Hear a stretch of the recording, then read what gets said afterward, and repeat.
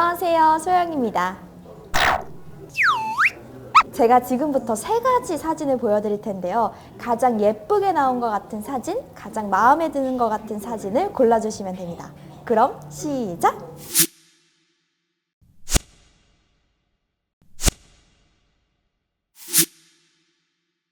자, 다 고르셨나요? 혹시 다 소영이 사진이라 다 마음에 드셨던 건 아니죠? 죄송합니다.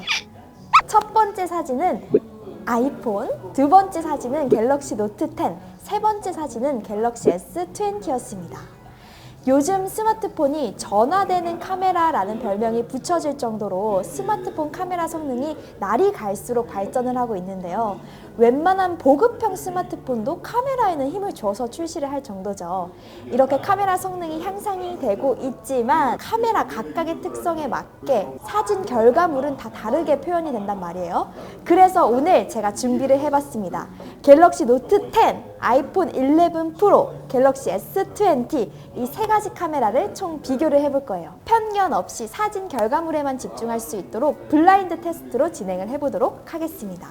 A, B, C로 진행을 해볼게요. 그럼 시작!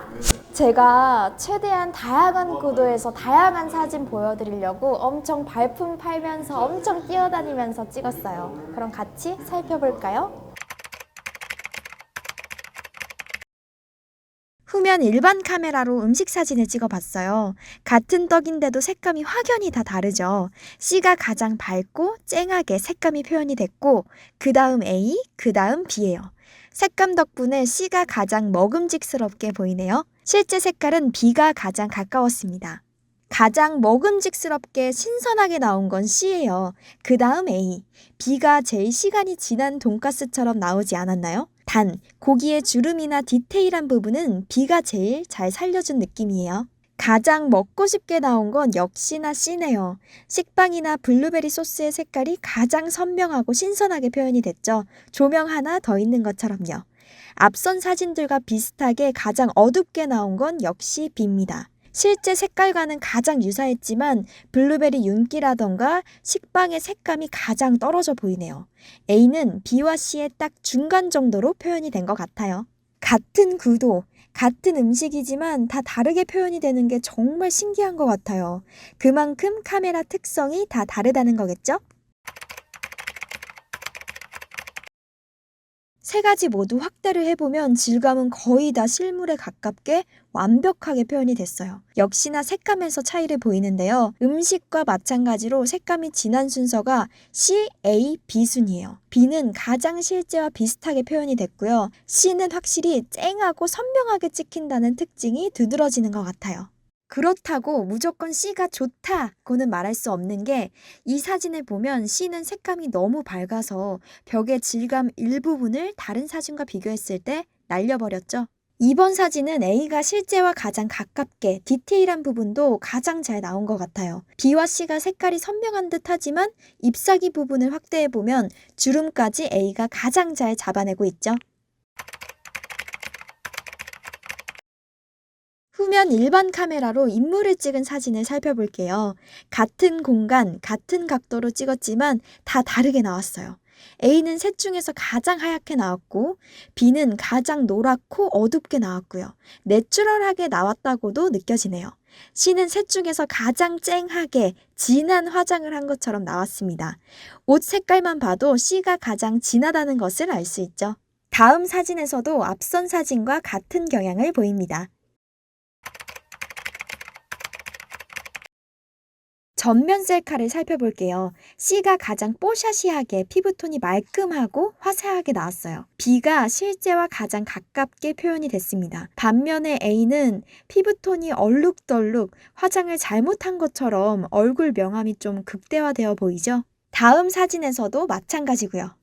전면 아웃포커싱을 적용했을 때도 색감의 차이가 그대로 느껴지죠. 전면 카메라에서 확실히 이 3가지 카메라의 차이가 단적으로 나타나는 것 같습니다. 색감 차이 말고는 3가지 모두 아웃포커싱이 거의 차이 없이 포토샵에서 눕기를 따듯이 잘 표현이 된 것 같아요. 단, C는 색감이 강한 만큼 보케 효과에서도 약간 인위적으로 표현이 된 것 같습니다.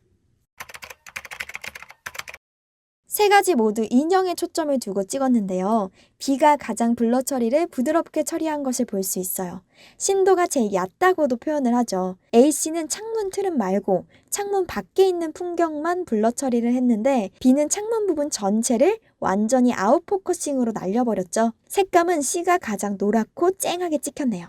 이번 사진에서 가장 제 의도대로 찍힌 건 B였습니다. 확실히 A씨와 달리 B가 심도를 더 얕게 표현하는 특성을 갖고 있는 것 같아요. 단, 투명 화분과 꽃 줄기까지 완벽하게 배경과 구분해낸 A씨와 달리 B는 유리 화분 끝부분, 줄기 부분을 배경과 구분해내지 못한 모습을 보였어요. 그런데 여러분, 놀랍지 않나요? 스마트폰으로 bokeh 효과가 이렇게 예쁘게 표현이 되다니 미러리스 카메라 안 부럽네요, 진짜. 이런 사진에는 컵과 빨대까지 모두 윤곽을 구분해낸 A씨와 달리 B는 빨대와 배경을 구분하지 못하고 모두 날려버리네요. 이번 사진에서 가장 선명하게 눕기를 따낸 건 C였습니다. 아웃포커싱이 적용된 인물 사진을 보면 가장 먼저 눈에 띄는 건 당연 피부톤 차이예요. A가 가장 실제와 가깝게 나왔고 B는 지나치게 노랗게 나왔죠. C는 입술 색깔부터 진하게 필터를 씌운 것처럼 뽀얗게 나왔습니다. 배경을 살펴보면 A와 C는 잔머리까지 모두 정확하게 눕기를 따듯이 윤곽을 잡아냈고 B는 잔머리들을 배경과 함께 블러 처리해서 날려버린 모습이에요. 저조도 사진을 살펴볼게요. C가 가장 깨끗하고 선명하게 나온 것 같아요. 확대를 해보면 확실히 비교가 되죠. 반면에 A는 가장 노이즈가 많이 낀 모습입니다. 나뭇잎들도 가장 흐릿흐릿하게 찍혔고요. 저조도에서 셀카가 빠질 수 없죠. 저조도에서도 다 다르게 표현이 됐는데요. 이번에도 C가 가장 뽀얗고 매끄럽게 얼굴을 잘 살려진 것 같아요. B는 피부톤과 뒤에 아파트 조명들만 봐도 약간 노랗게 표현이 된 것을 알 수 있죠. 그래도 C와 B는 노이즈가 나쁘진 않았는데 A는 노이즈가 너무 많이 보이는 모습이에요. 자글자글자글. A는 후면도 전면도 저조도에서는 약한 것 같네요.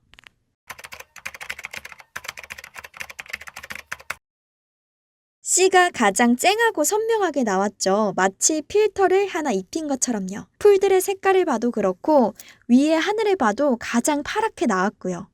B는 셋 중에서 가장 녹색이 연하게 표현된 것 같습니다. 가장 내추럴하게 보이죠? A는 C와 B의 중간 정도로 딱 표현됐고요.